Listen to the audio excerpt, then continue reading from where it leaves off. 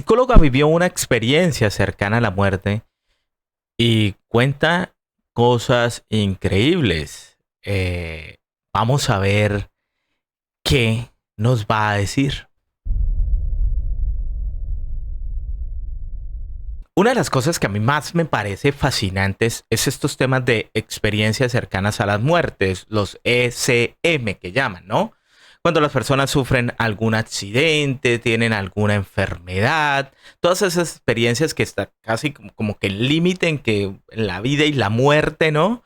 Donde las personas luchan de alguna u otra manera por alguna u otra circunstancia y sienten que su espíritu básicamente sale de su cuerpo o va a otro espacio y tiempo o a otra dimensión, por llamarlo de alguna manera, y pues ve, muchas veces ve seres queridos, ve al mismísimo Jesús o Dios para nosotros los cristianos. Entonces, me parece increíble porque muchas veces incluso hasta los mismos médicos no entienden ¿cómo es eso posible? De hecho, el otro día, y me gustaría después un día de estos hacer un video de eso, sobre un neurólogo, un neurocirujano muy experto en el tema, que tuvo una de estas experiencias, incluso ateo, ¿sí? Donde dice que básicamente habló con Dios y bueno, y estuvo, creo que con Jesús, me acuerdo, y bueno, y vivió una experiencia tremendamente vívida para él, muy vívida, muy real para él. Y cuando todas sus, por decirlo así, función cerebral básicamente no existía. Entonces era imposible que tuviera una experiencia de estas cuando, digamos, básicamente era lo que llaman, estaba en estado vegetal, por llamarlo de alguna manera. Es decir, no tenía ningún tipo de función cerebral que pudiera crear ese tipo de alucinaciones, porque muchas veces lo llaman alucinaciones. Y esta psicóloga que vamos a ver, les voy a mostrar, esta chica o esta mujer, cuenta una experiencia donde dice que vio seres increíbles en esta experiencia cercana a la muerte. Pero mire, es lo importante, hay un contexto. No vamos a ver todo porque se hace el video muy largo de ese contexto, pero básicamente es el siguiente. Típica persona que creció en una familia cristiana católica más precisamente, pero que entran a la universidad y entonces ya uno entra a la universidad y como uno entra a la universidad y además estudia psicología y pues ya uno empieza a ver que el tema de la religión es para gente ignorante o gente poco cool, ¿no? O poco chévere. Y empieza a alejarse un poquito del tema de la fe, de la religión. Y empieza a vivir una vida tipo postmodernista, ¿no? La mujer empoderada, que crece en estatus social y, por llamarlo de alguna manera, profesional. Y pues básicamente como que alejada de todo este tema de Dios y la religión, pero empieza a sentir ese componente vacío, ¿no? Donde uno va teniendo cosas, pero siente que le falta algo, aunque vaya creciendo profesionalmente, a nivel carrera, siente que va faltando algo emocional, algo espiritual, algo por dentro que siente ese vacío, lo que le pasa a mucha gente. Y yo creo que alguna vez nos hemos sentido muchas veces metidos e inmersos en este tema, ¿no es cierto? Donde uno dice, bueno, hay veces cosas que uno ya quería y ahora qué, ¿no es cierto? Parece que no es suficiente y parece que un punto donde nada es suficiente y nada es suficiente y nada es suficiente. Empieza a meterse en todo este tema de la nueva era y ahí es donde yo digo lo peligroso que es todo este tema de la religión de la nueva era o estas religiones o estas pseudo religiones de la nueva era donde básicamente modifican el comportamiento y pensamiento humano para creer que ellos son dioses de sí mismo básicamente o son los dioses y pueden crear todo con la mente y todo lo que piensan lo crea y tal, tal, tal. Y pues obviamente muchas veces las personas que hemos leído eso y hemos conocido un poco de ese tema, vamos viendo que al final eso es pura carreta, donde uno hace lo mismo y se siente igual, y piensa uno de esa manera, y cambia, y visiona, y yo no sé qué, y sigue uno siendo igual de frustrado o le falta lo mismo que como cuando empezó ese curso de X cosas. Entonces ya dice que hizo Reiki, yo no sé qué, y lo uno y lo otro. Y al final hizo lo que se llama esa toma de ayahuasca y todo. Entonces ahí terminó ya de caer lo más bajo posible, tomando ese tipo de alucinógenos. Y empezó a, pues obviamente, a tener unos problemas psicológicos, siendo ya psicóloga, obviamente, de ansiedad, de pánico y todo ese tipo de temas que afectan bastante hoy en día a la población y de alguna otra manera, algunas veces, tal vez a algunos nos ha afectado. Y entonces ahí es cuando busca a su papá y hacen un tema que se llama consagración a Jesús a través de la Virgen María. Hacen como ese tipo de componentes o de rezos o de, sí, más bien rezos o seguir ciertos temas religiosos referente a la fe católica, ¿no? Vamos a ver qué nos dice ella acá. En ese momento yo tenía 28 años más o menos. Y acudí a mi papá y cosa que yo nunca hacía. Y le dije, mira papá, yo ahorita me siento pésima. He hecho todas estas cosas y la verdad es que me siento cada vez peor. Mi papá es un hombre de mucha fe. Solamente me escuchó y me dijo, mira hija, estoy haciendo en este momento una consagración a Jesús por María. ¿Por qué no te consagras conmigo? Para que no la hagas solo. Son 33 días que te preparas, haces la consagración. Hagámosla juntos. En ese momento no entendía nada de la consagración ni qué se trataba. Simplemente dije, ¿me consagro a María? Pues sí, tiene que ser algo bueno. Así que hicimos juntos los 33 días.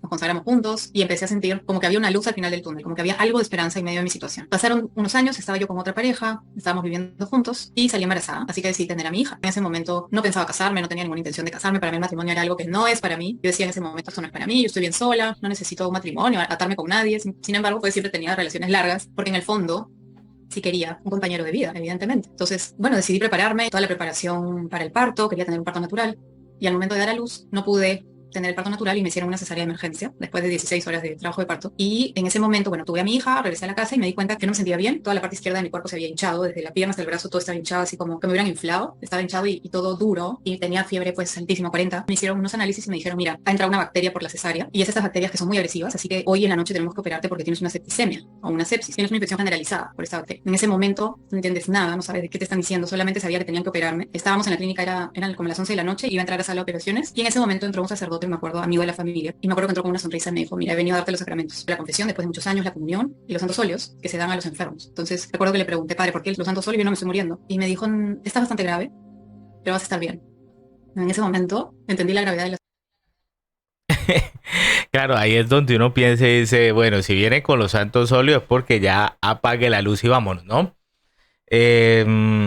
Aunque no necesariamente es así, ¿no? Entendiendo un poquito lo del tema de la fe católica, los santos solo se hacen a los enfermos. Lo que pasa es que la gente suele hacerlo generalmente cuando ya está básicamente casi a punto uno de morir o muy grave, pero no necesariamente tiene que ser así, ¿no? De hecho, el otro día escuchaba un padre diciendo eso, o sea, no es que, o sea, puede uno estar pasando una dificultad, una enfermedad que no necesariamente tiene que ser terminal o gravísima y uno puede pedir que le hagan los santos óleos como una manera de, pues, de recibir esa gracia que da Dios a través de esos sacramentos. Si no estoy mal, creo que es como un sacramento, no tengo, no conozco bien ese tema, pero que funciona muy bien, ¿no es cierto? Y puede ayudarla a uno a través, pues, obviamente, de todas las intervenciones médicas y de la fe y la oración, pues mejorar, ¿no? asunto. Y simplemente dije, bueno, que sea lo que Dios quiera. Entré a la sala de operaciones con mi hijita en brazos de mi mamá, recién nacida, me acuerdo que mi mamá lloraba y yo decía, tan grave será esto. Y bueno, entré a la sala de operaciones y al momento de abrirme para operar descubrieron que mis órganos vitales estaban infectados, llenos de pus, tenía agua en los pulmones, era un cuadro bastante grave, entonces decidieron ponerme en coma inducido para que mi cuerpo pudiera reaccionar. Estuve 2 días en coma inducido y fue en esos 2 días que tuve esta visión y esta experiencia que luego Dios me pidió contar al mundo, para gloria de Dios. Entonces lo primero que yo sentí fue que salía de mi cuerpo, era como que yo me veía en la cama, en la camilla, y yo empecé a salir, me veía a mí misma, veía a los 4 médicos que estaban ahí hablando de cómo iban a hacer para poder salvarme, y yo salía y yo veía toda esta escena. Me empecé a elevar. Es una sensación súper rara porque te das cuenta que no tienes las limitaciones del cuerpo físico. Simplemente estás ahí. Empecé a salir de ahí y empecé a descender en un lugar que era como una explanada gigante. Imaginemos un concierto súper, súper grande, una explanada gigante. Y en esta explanada estaban sucediendo varias cosas. Era un lugar absolutamente oscuro, muy maloliente. Los olores eran horribles. Era todo oscuro. No había luz en este lugar. Todo era como que estuviera todo cerrado. Uno tenía la sensación como de asfixia y no había luz. En el suelo, en el piso de este lugar, habían todas las cosas que hay debajo de la tierra. Habían larvas, gusanos, excrementos, cucarachas, todo estaba ahí, sangre. Y entonces yo llegué a un lugar en este sitio donde yo podía ver todo lo que estaba pasando y podía comprender. Lo primero que vi fueron guerras, veía personas que estaban matándose unos a otros y caían muertos. Y habían ríos y ríos de sangre, mucha pobreza, niños que estaban caminando, parecían niños de África, por el color de la piel, estaban con ropas muy pobres y los niños estaban caminando y estaban, literalmente se morían, caían muertos, probablemente de hambre. Vi mucha pobreza, muchas personas que estaban sufriendo por hambre, por no tener alimentos, que estaban ahí. Luego vi todo lo que tiene que ver con el pecado de la lujuria, vi todas las chicas en las vitrinas, así como en Ámsterdam, las prostitutas, niños y niñas que estaban siendo llevados por esclavitud sexual, con cadenas. Vi todos los actos sexuales y las perversiones sexuales. Era como escenas que aparecían, personas que estaban realizando estos actos. Los famosos 7 pecados capitales, ¿no? Uno de ellos la lujuria. Y entonces yo me preguntaba, ¿qué hago aquí? ¿Por qué estoy viendo esto? Yo no entendía por qué estaba en este lugar tan horrible. Y me di cuenta en ese momento que todas las personas que estaban realizando estos actos, algunos estaban riendo, sonriendo, mientras hacían esto, donde estaba su corazón, no había luz. Era como, en el lugar del corazón había como un abismo, una oscuridad, pero no solamente era oscuro, sino que era absolutamente oscuro, una oscuridad abismal. Vi casas muy grandes, como las mansiones de Hollywood, que vemos en la televisión, con personas adentro tomando, comiendo, con ropas lujosas, con joyas, y que estaban como mirándose unos a otros, admirando sus riquezas y riéndose. Y nuevamente en el lugar de su corazón era totalmente oscuro, no había luz. Y finalmente vi todo lo que tiene que ver con el culto al cuerpo, personas haciendo ejercicio desesperados, hombres y mujeres con cuerpos perfectos, haciendo ejercicio mirándose, admirando sus cuerpos, y todos perfectos por fuera. Nuevamente en el lugar del corazón no había nada de luz, estaba todo oscuro. Cosa que no es muy alejado, digamos, a la vida real esa experiencia, ¿no? Si se puede llamar, digamos, si se puede hacer algún tipo de comparación, ¿no? Lo que vemos en las redes sociales, la gente muy superficial, ¿no? Ese componente superficial de las redes sociales, el tipo que aparenta ser millonario, el tipo que aparenta, o la mujer que aparenta ser perfecta, no solo física, sino intelectual, sino además también emocionalmente perfecta y por dentro obviamente un vacío tremendamente grande, ¿no?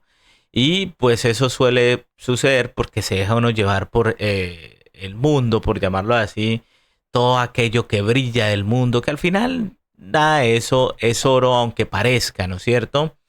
Y obviamente la gente más pendiente de lo poco importante y no de lo realmente valioso, ¿sí?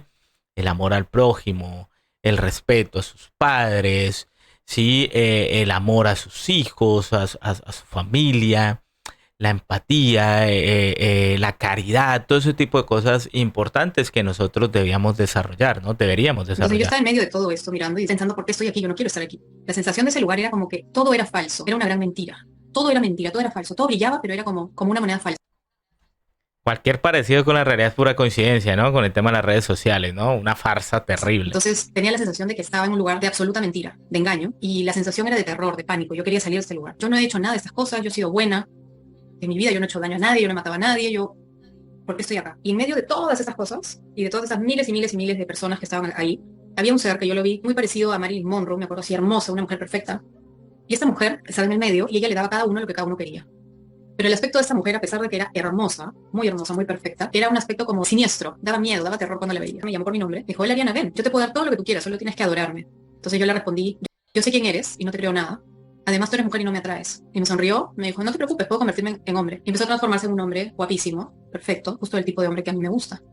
Y en ese momento empezó una gran batalla espiritual entre mi alma y este ser. Es un ser que definitivamente me conocía perfectamente, conocía mis debilidades y que estaba tentándome. Entonces esa fue como una batalla espiritual que para mí duró siglos, probablemente duró un segundo. En el mundo espiritual no hay ni tiempo ni espacio. Yo sentí que duró siglos y que fue durísima, donde yo lo único que hice en ese momento fue, mi alma se replegó en sí misma y empecé a clamar a Dios. Por primera vez en mi vida empecé a clamar a Dios. Y recuerdo que empecé a gritar, Dios mío, ayúdame, por favor, ayúdame, no me dejes caer, sácame de este lugar, yo soy tu hija, yo te amo. Por favor, apiádate de mí. Por primera vez en mi vida clamé a Dios. Y fue bien duro, y recuerdo que en un momento sentí como una mano gigante. Mira algo muy interesante, este, y hay veces yo me pongo a pensar, ¿no? O sea, estos ateos o estas personas de que no, que la religión, que Dios, que no, que eso, que la iglesia, que el cristianismo, que lo uno y lo otro. Y cuando están en estas situaciones terribles, ¿no? Ya sea que esa vivencia haya sucedido de manera espiritual, por llamarlo de alguna manera, o simplemente haya tenido una experiencia mental, no sé, porque raramente vuelvo y digo, generalmente, o sea, es como si fuera una experiencia espiritual. Yo de mi parte creo que es una experiencia espiritual o sea, que es real, pero pues no tiene nada que ver con la parte física. Eh, Ahí sí entonces cuando se ve uno inmerso en esas situaciones, entonces ahí sí clama a Dios, ¿no? O cuando uno se siente enfermo, se siente solo, se siente mal, así clama. Y así estamos todos nosotros, incluso muchas veces los que hemos crecido en esta parte del cristianismo, independientemente la denominación, o si es católico, por ejemplo, o católica, ese, cuando todo está bien, entonces parece que nos olvidamos de Dios, ¿no? Pero cuando todo está mal, ahí sí nos arrodillamos y clamamos por Él. Entendiendo que Dios es amor y misericordia, pues yo sé que si lo hacemos de corazón, como creemos, pues Dios nos perdona, ¿no es cierto? Y nos ayuda y nos da esa fuerza para poder salir adelante. Pero lo vivimos siempre, ¿no? Lo hemos vivido. Yo lo he vivido, por ejemplo. Sí, aunque nunca he sido ateo, en cierta manera no es que haya sido ateo, pero digamos siempre me he criado en tema católico. Pero entonces ahí sí cuando necesitamos a Dios, entonces ahí sí nos arrollamos y clamamos y muchas veces pedimos cuando la estamos viendo difícil, ¿no? Y suele pasar, ¿no? Incluso hasta los más cristianos, por llamarlo de alguna manera, cuando van las cosas buenas, parece que se olvidan, ¿no? Y es de Dios, o nos olvidamos de Dios, y me incluyo. Y cuando está todo como difícil, entonces ahí sí volvemos a, a acordarnos de que tenemos un Dios que gran parte, si no todo, lo que hacemos y hemos conseguido es gracias a Él, ¿no es cierto? Entonces, somos el típico hijo desagradecido, ¿no? El hijo pródigo. La famosa parábola del hijo pródigo. Somos nosotros. Básicamente yo me identifico con eso y casi que toda la humanidad la identifico con ese hijo pródigo.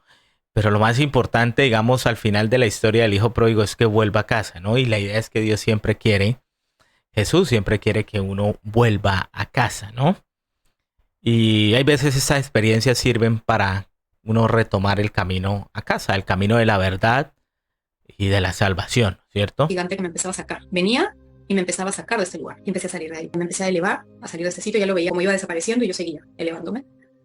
Y claro, se empezó a ir el terror, el miedo, la angustia y empecé a sentir una paz increíble. Recuerdo que vi una luz celeste, era como muchísimo más fuerte que el sol. En el mundo espiritual todas las cosas son reales, totalmente reales. Si pudiera explicarlo de alguna manera, es como que todo lo que vemos aquí en la tierra o en el mundo lo estuviéramos viendo a través de un cristal empañado o un cristal sucio. Pero en el ámbito espiritual todo es más real. Los sonidos, los olores, los colores, todo se siente de una manera más real. Es un ámbito real, o sea, es la verdadera realidad. Entonces yo veía esta luz celeste súper fuerte y veía que yo me iba acercando a ella. Empecé a escuchar un coro como de niños que cantaban una melodía. Es como la melodía más bella que puedes escuchar, que no la he vuelto a escuchar nunca más. Y bueno, los olores eran como un buque de flores, pero de todas las flores que podamos imaginar. Era una cosa maravillosa. Entonces empecé a sentir paz, tranquilidad. Cuando vi esta luz celeste pensé, voy a ver a Dios, voy a ver a Dios. Y empecé a sentir un gozo, una alegría, una emoción. Y seguí elevándome hasta que finalmente llegué a un estado o a un lugar donde me quedé. Y fue como que se me permitió levantar un poquitito el velo, así es como yo lo puedo explicar. Se me permitió levantar un poquito el velo, empecé a sentir como así como cuando estás en la playa y viene una ola y te revuelca, igualito pero con amor. Era como que empezó a caer sobre mí ríos y ríos y ríos de amor. Y ese amor era tan profundo y tan fuerte y tan grande y tan real que penetraba cada célula de mi alma.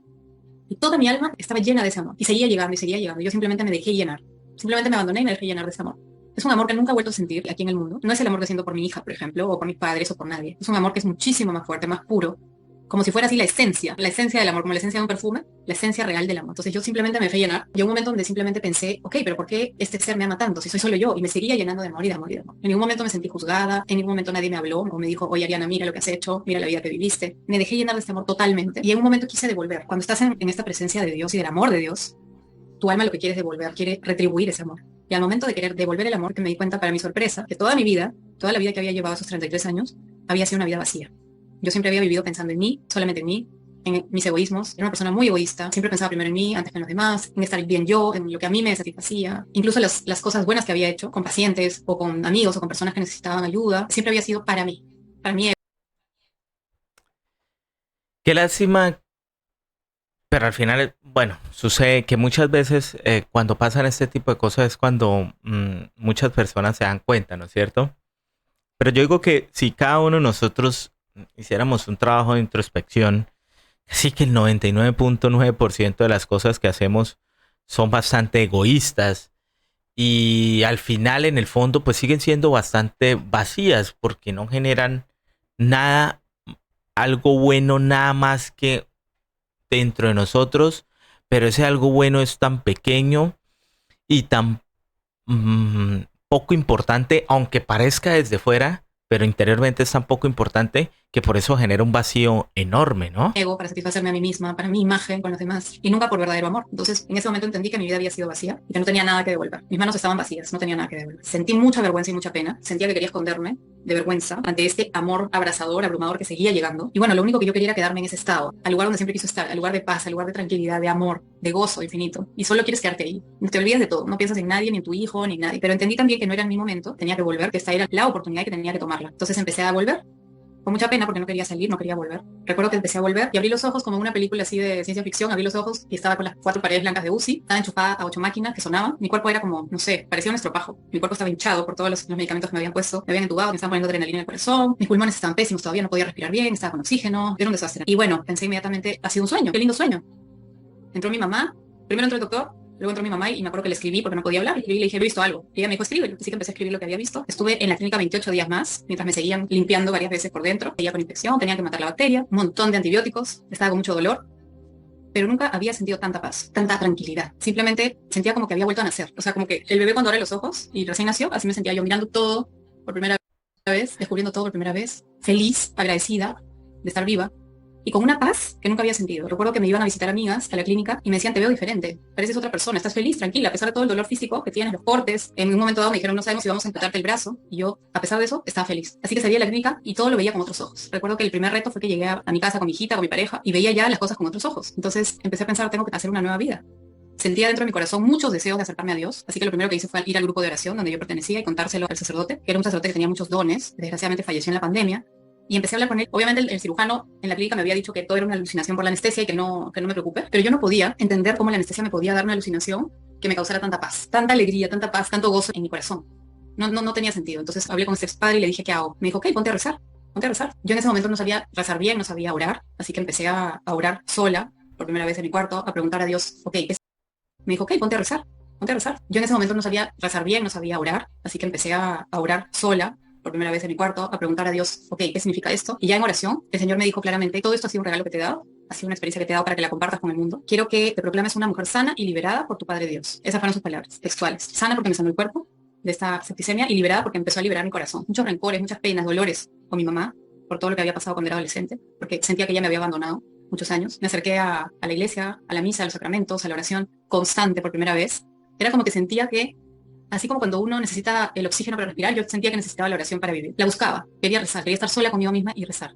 Empecé a rezar el rosario por primera vez, la misa, los sacramentos, disfrutaba recibir los sacramentos. No quería ya seguir en la misma vida de antes. Y bueno, ahí empezaron los retos grandes porque yo seguía conviviendo con el papá de mi hija y yo sentía que ya no quería vivir así. Y empecé a decir, ¿qué hago? ¿Qué situación más difícil? Así que hablé con el papá de mi hija, él, bueno, ateo, no cree en nada de esto y no lo entendía. Y dije, bueno, el siguiente paso pues si quiero hacer las cosas bien y quiero hacer realmente las cosas que siento que debo hacer, pues tengo que tomar decisiones. Así que luego de un año de mucha oración y de estar así constante, pidiendo a Dios que me muestre las cosas, pues tomé la decisión de separarme. Me vine aquí a vivir con mi hija sola, fue muy difícil. Tuve que encontrar trabajo porque había dejado de trabajar por el embarazo, trabajo, buscar un departamento, una niñera que se quede con mi hija y simplemente las cosas se fueron dando. Así que me vine a vivir con ella aquí. Y a partir de ese momento hemos vivido las dos solas y empecé a sentir un llamado de hacer ya esto público y de empezar a contar lo que había visto. Entendí que esto no es un simple sueño, que estas experiencias suceden, pero suceden por algo, para algo sobre todo. Que la misión que yo tengo es dar a conocer lo que vi, que no vino de mí, que vino de Dios y que puede servir a muchas personas para darles como una mirada, qué es lo que realmente sucede cuando salimos de esta tierra, cuando morimos, que es donde realmente empieza la verdadera vida. Yo toda mi vida pensé que había vivido una vida maravillosa, buena, lo que uno tiene que hacer aquí y entender que ese no era el plan que tenía Dios para mí, sino que el plan era mucho más grande y es más grande para todos. Eso me cambió la vida. Pero sobre todo lo que me cambió la vida más que todo eso fue cuando experimenté el amor de Dios por mí. Ese momento donde experimenté ese amor que Él tiene para mí, me cambió el corazón. Yo era una persona muy escéptica, muy racional, muy dura, sobre todo. Me había vuelto bastante dura.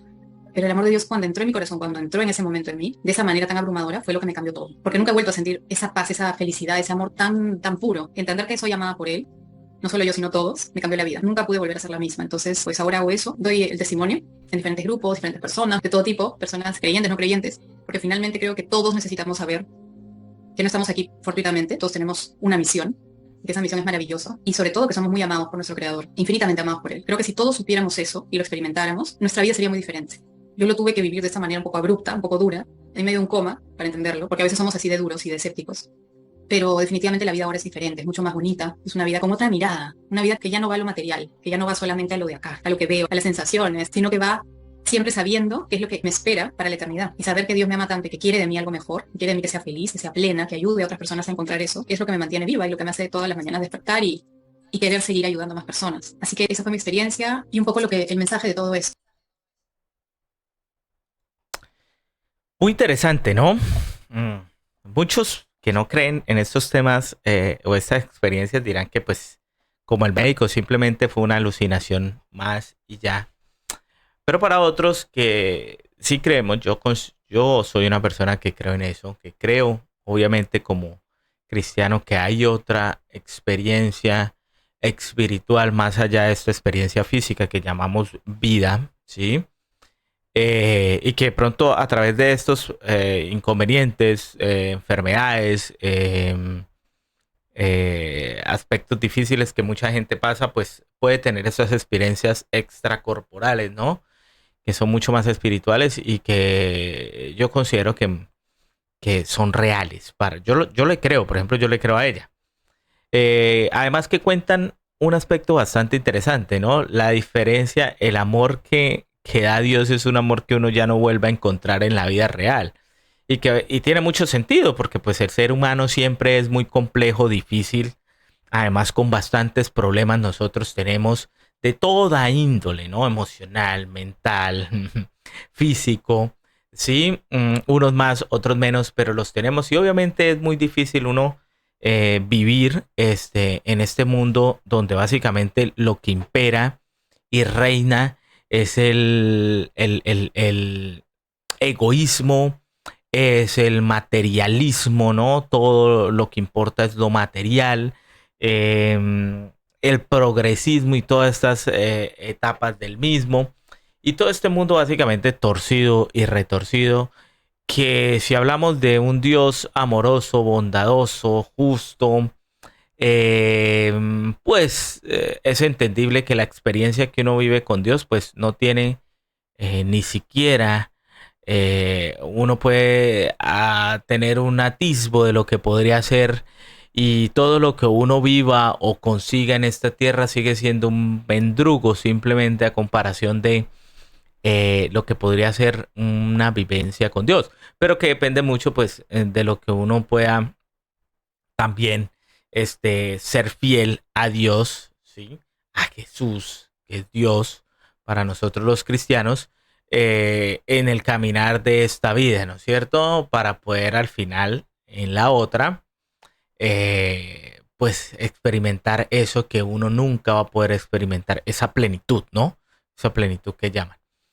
Entonces, mire, algo también importante que me dejó como moraleja este asunto, o sea, la diferencia entre todas estas nuevas eras, porque esta chica hizo yoga, ayahuasca, reiki, yo no sé qué, lo uno y lo otro, eh, que al final siempre va a haber un vacío, aunque tú te sientas cool haciendo yoga, te sientas cool meditando o te sientas cool o chévere o bacano imponiendo manos así tipo reiki para sanación, pero siempre va a haber ese vacío que cuando uno los ve que llegan a la fe cristiana, encuentran realmente esa plenitud, sin dejar a un lado que somos humanos y siempre va a haber problemas en el trabajo, con la familia, con la pareja, con los amigos. Esta vida son de retos y los retos son problemas que uno debe superar, pero que con Dios ya se hace mucho más llevadero. Porque hay gente que cree que no, eso cuando uno se mete al cristianismo o a algún tipo de religión, entonces empieza, ve uno que como que la gente sufre más, ¿sí? Y ve uno los problemas de un cristiano son los mismos. Y hay veces no tantos, muchas veces, o hay veces más llevaderos que los que tiene un ateo. O sea, un cristiano puede tener los mismos problemas, no es que uno tenga más. Y hay veces esa vida de cristiano los hace ser más empáticos, más resolutivos, más amorosos frente a esos problemas que tal vez las personas que no creen en Dios. ¿Sí? Pero no es que, digamos, seguir uno la religión o la fe significa problemas. Sí, o sacrificios inimaginables, ¿no? o procesos dificilísimos que solo componentes sobrenaturales o acciones sobrenaturales pueden salir de eso, ¿no? Y hay cristianos incluso que yo conozco que les va muy bien en la vida. O sea, muy bien en el sentido netamente egocéntrico que llama la gente, ¿no? Digamos desde el punto de vista físico y material. Pero lo más importante es lo que tienen ellos por dentro. Y les va muy bien. Sí, en el sentido del amor que predican, el amor al prójimo, lo que tienen por dentro, que es lo más importante. Pero por fuera se ven muy bien también. Entonces no necesariamente entrar uno, digamos, en estos procesos religiosos significa que uno va a vivir una vida de calle prácticamente y como que parece que el que entra ahí Dios antes como que más lo abandona, ¿no? Porque mucha gente cree eso, ¿sí? Cuando incluso los ateos tienen muchísimos problemas porque son humanos y viven en un mundo humano lleno de errores como otros que no lo son. Sí, entonces cuéntame qué te pareció esta experiencia. ¿Tú crees en esta experiencia? ¿Eres religioso? ¿Crees, eres de alguna religión? ¿Qué piensas sobre esto? Según tu cosmovisión, por decirlo así, religiosa, por llamarlo de alguna manera, o cristiana, si es de alguna denominación, etcétera. Déjamelo aquí en los comentarios. Si te gustó este video, dale like, suscríbete y comenta. Me gustaría saber si te gustó también, antes de irme, estas reacciones a estos videos más, un poco más espirituales, ¿no? Igual este canal me gusta siempre reflexionar y reaccionar a estas cosas también que considero importantes para la vida de todo ser humano. Nos vemos en otro video. Chao, chao.